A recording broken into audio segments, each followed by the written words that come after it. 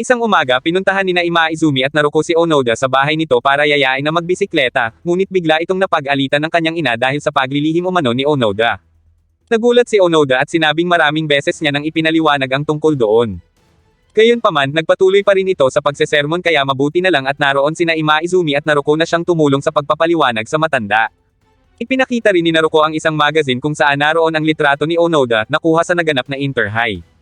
Dahil doon ay napalitan ng tuwa ang galit ng matanda at sinabi pang nakalimutan niya sa sasakyan ang kanyang kamera kaya hindi niya nakunan ng litrato ang anak. Laking gulat ng tatlo nang marinig iyon dahil napanood naman pala nito ang laban nila pero hindi pa rin umano naiintindihan ng matanda ang tungkol sa pagbibisikleta ni Onoda. Maya-maya pa ay pinayagan na nito si Onoda at bago umalis ay ipinagbilin pa nito sa dalawa ang kanyang anak. Nang sumunod na araw ay nagtungo si Ima Izumi sa shop ni Kanzaki upang kuhanin ang bago niyang bisikleta. Agad niya iyong sinubukan at naramdaman niya na mas magaan at mas madali iyong gamitin kaya nakakatakbo siya ng mas mabilis. Ginawa na ring dekuryente ni Kanzaki ang mga bahagi tulad ng mga wire na ginagamit sa pagpapalit ng gear, kaya para na lang ngayong gumagamit ng switch si Ima Izumi kapag magpapalit siya ng gear. Dahil wala nang delay ang pagpapalit ay isa na iyong kalamangan para kay Ima Izumi. Naninibago man sa ngayon pero manghang-mangha siya sa ginawang iyon ni Kanzaki, at ngayon ay masasabi niya na kaya niyang patalsikan ang malalakas na siklista na magtitipon mula sa iba't ibang panig ng bansa, at gagawin niya iyon bilang ace ng Sohoko. Sunod na dumating si Onoda sa shop dahil ipinatawag ito ni Kanzaki upang bawiin ang ipinahiram na bike na ginamit nito noong Inter-High. Nagulat si Onoda at nahiya kay Kanzaki pero ang hindi niya alam ay may ibibigay pala itong bagong bisikleta sa kanya. Mas magaan umano iyon kesa sa ginamit niya dahil iyon ang nababagay para sa katulad niya na isang climber. Napatunayan ni Onoda na tama ang mga sinabi ni Kanzaki nang simulan niya ng sakyan ang bike. Sa sobrang gaan ay pakiramdam niya ay lumulutang siya ng 3 cm sa lupa at mas mabilis na rin siyang umaabante kaya inisip niya na mas makakapedal siya ngayon ng mas mabilis kesa sa ginawa niya noon sa Inter-High. Habang pumapadyak ay nakita niya sina Ima Izumi at Naruko at doon ay napansin nila ang bagong bisikleta ng bawat isa sa kanila. Nagulat si Onoda nang mapansin ang malaki at makapal na gulong ni Naruko na ayon dito ay importante para panlaban umano sa malakas na hangin. Dahil sa pagbabago sa kanilang mga bike ay naisipan ni Ima Izumi na humani ng karera ang dalawa bagay na ikinatuwa naman ng mga ito. Kinabukasan, malungkot si Makishima habang nasa library dahil kailangan niya nang umalis sa team sapagkat kukuhanin na siya ng kanyang kuya para sa ibang bansa na magpatuloy ng pag-aaral.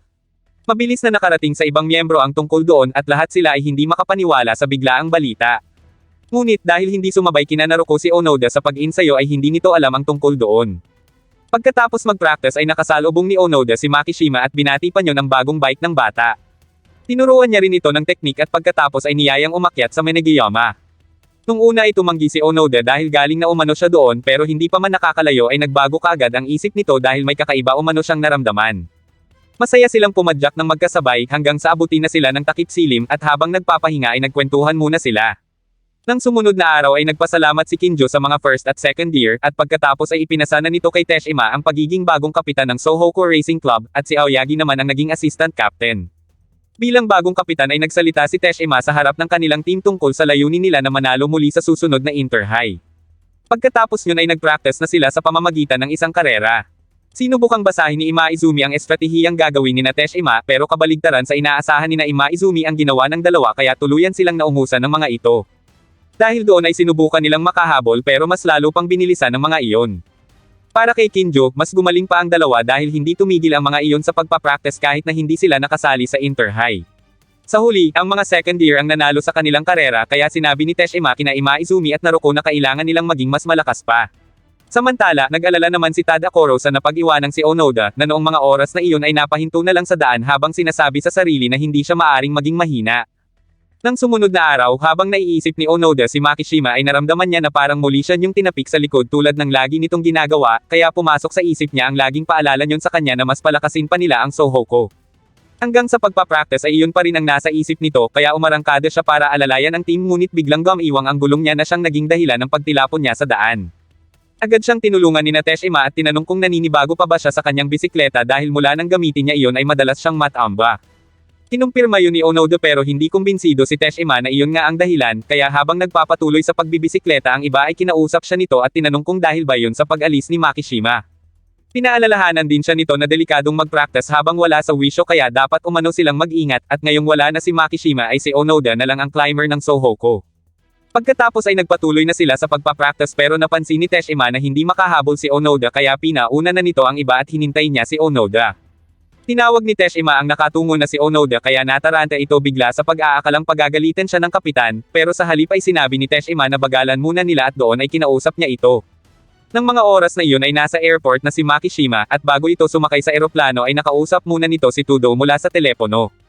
Sinabi niyo na natalo man sila ngayong taon ay sila naman umano ang mananalo sa susunod na taon, at kahit graduate na umano sila ay meron pa rin naman silang malalakas na mga climber tulad ni Manami at Kuroda, hindi tulad ng Sohoko na si Onoda na lang. Kahit umano gaano pa kalakas si Onoda ay hindi nito magagawang manalo ng mag-isa. Natawa na lang si Makishima at sinabing meron pa silang climber. Wala man umano yung talento at likas na kakayahan pero kaya niyong umahan sa pamamagitan ng matinding pagsusumikap. Si Teshima ang tinutukoy ni Makishima na sa mga oras na ito ay nag-insayo pa rin sa paakyat na daan na tinatakbo lang ni Makishima sa loob ng 6 na minuto. Sinusubukan niyang tapatan iyon pero 8 minuto lang ang pinakamabilis niyang nagawang oras kahapon. Maya-maya pa ay dumating si Higashida sa silid dahil nabalitaan nito na si Teshima na ang bagong kapitan ng Bicycle Club. Nagyaya si Higashida na magkaraoke sila bilang selebrasyon sa pagiging kapitan ni Teshima, ang dating kasamahan at kateam nila sa volleyball. Biglang naalala ni Teshima ang araw na umayaw siya sa volleyball team at sinubukan pa siyang pigilan noon ni Higashida. Para naman mas makumbinsi na sumama ay sinabi ni Higashida na inimbitahan niya rin ang crush ni Teshima na si Iwase, ngunit tumanggi pa rin ito at sinabing wala umano itong oras na sumama sa pagkakaraoke. Dahil doon ay umalis na si Higashida at naiwan si Teshima na ngayon ay nasa Inter-High na ang focus para ang team ulit nila ang manalo. Nang sumunod na araw ay ibinigay na ni Teshima kay Imaizumi ang papel na naglalaman ng mahahalagang impormasyon at regulasyon para sa kanilang susunod na karera. Pagkatapos ay kinamusta niya si Onoda at nang malaman na hindi na iyon natutamba sa bisikleta at unti-unti nang nasasanay ay natuwa siya at ipinasabi kay Imaizumi na ayos lang na unti-unti ang progreso. Maya-maya pa ay nakasalubong niya si Aoyagi kaya agad niyang itinanong ang resulta ng naging karera ng dalawa ni Tadakoro. Natuwa si Teshima nang malaman na si Aoyagi ang nanalo at sinabi sa sarili na ang pangalawang henerasyon ng Sohoko ay unti-unting sumusulong. Sa Hakone Academy naman ay si Izumaida ang itinalaga bilang sunod na kapitan ng team. Ayon kay Fukutomi, ang pangalawang henerasyon ng Hakone Academy ay pamumunuan ng 3 second year kaya si Kuroda ang naging vice captain. Natalo man ni Manami si Kuroda ngayong taon pero sinabi nito sa kanyang sarili na iba na sa susunod na taon kaya agad na nagpractice ang dalawa ni Izumaida. Habang pinapanood ang dalawa ay napag-usapan ni Shinkai at Fukutomi ang tungkol sa isa pang siklista na inirekomenda ni Shinkai. Dati itong taga Chiba Minami Middle School at balita ni Shinkai ay pareho ang mga ito ng pinasukang school ng susunod na kapitan ng Sohoko na si Teshima. Ito ang second year na si Ashikiba, ang pinakamatangkad na miyembro ng Hakone Academy na may sukat na 202 cm kaya hindi magkasya dito ang ibinigay na jersey ni Shinkai.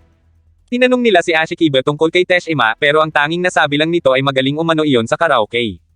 Sunod na tinanong ni Shinkai na paano kung si Ashikiba umano ang makipagkarera kay Teshima kaya sinabi ni Ashikiba na kung ganoon ay ibibigay niya ang lahat ng meron siya. Patid naman umano ni Ashikiba na gusto ni Shinkai na matalo niya si Teshima sa karera pero sinabi muli ni Shinkai na wag siyang mag-alala tungkol doon dahil may ibang tao na sasali sa karerang iyon. Nagkaroon na ng pagpupulong ang dating mga miyembro ng Hakone Academy maliban kay Manami. Pinag-usapan nila ang tungkol sa naganap na karera nila sa Inter-High at sinisi ni Arakita si Manami kung bakit sila natalo. Ngunit pinabulaanan yun ni Fukutomi at sinabing ibinigay ni Manami ang lahat ng makakaya niyon at naunawaan umano ni Manami kung gaano kahalaga iyon kaya't pumadyak ito gamit ang pinakatodong lakas na mayroon ito. Inako ni Fukutomi ang kasalanan kung bakit sila natalo at sinabing naging isip bata siya sa kanyang mga hula sapagkat ang may numero 176 ng Sohoko na si Onoda ay may itinatago pala umanong isang matibay at hindi matitinag na espiritu. Sapat na umano iyon para talunin ang pinakamahusay nilang climber na si Manami, at masasabi ni Fukutomi na si Onoda ang hindi mahuhula ang elemento na nilikha ng Sohoko sa karerang iyon. Nagsalita si Shinkai at sinabing hindi ba't kaya kailangan nilang ipakita sa susunod na henerasyon ng Hakone Academy kung paano pumadyak si Onoda. Nang sumunod na araw ay nagsimula na ang Classic Fall Race, ang Managayama Hill Climb, at habang nasa linya ay nakaramdam si Onoda ng kaba dahil ramdam niya na ang lahat ay sa kanya nakatingin. Naalala niya rin ang sinabi sa kanila ni Teshima na dapat ay manalo ulit sila sa susunod nilang karera kaya sinabi ni Onoda sa kanyang sarili na kailangang manalo siya. Ngunit maraming pumapasok sa isip niya tulad ng kaya lang naman siya nanalo ay dahil kasama niya ang mga katim niya pero ang totoo ay mahina umano siya lalo na noong practice pa lang. Para sa ating bida ay hindi sapat ang lakas niya nang biglang dumating si Teshima para paalalahanan siya na huwag maging sobrang sabik para hindi siya matamba ulit. Naroon din si Imaizumi na nagsabing huwag masyadong kabahan si Onoda na halos makalimutan umano nito na naroon sila. Sunod na sinabi ni Teshima na umakyat lang si Onoda sa sarili nitong bilis at kahit na mahuli umano ito ay hihintayin pa rin nila ito sa tuktok bagay na nagpangiti kay Onoda. Sa bandang likod naman ay mapapansin ang ipinadala ng Hakone na si Ashikiba at baon nito ang bili ni Shinkai na talunin si Onoda. Bagamat hindi pa nito nakikita si Onoda ay sinabi na lang nito sa sarili na papanoodin na lang niya kung ano ang kayang gawin ni Onoda sa karera.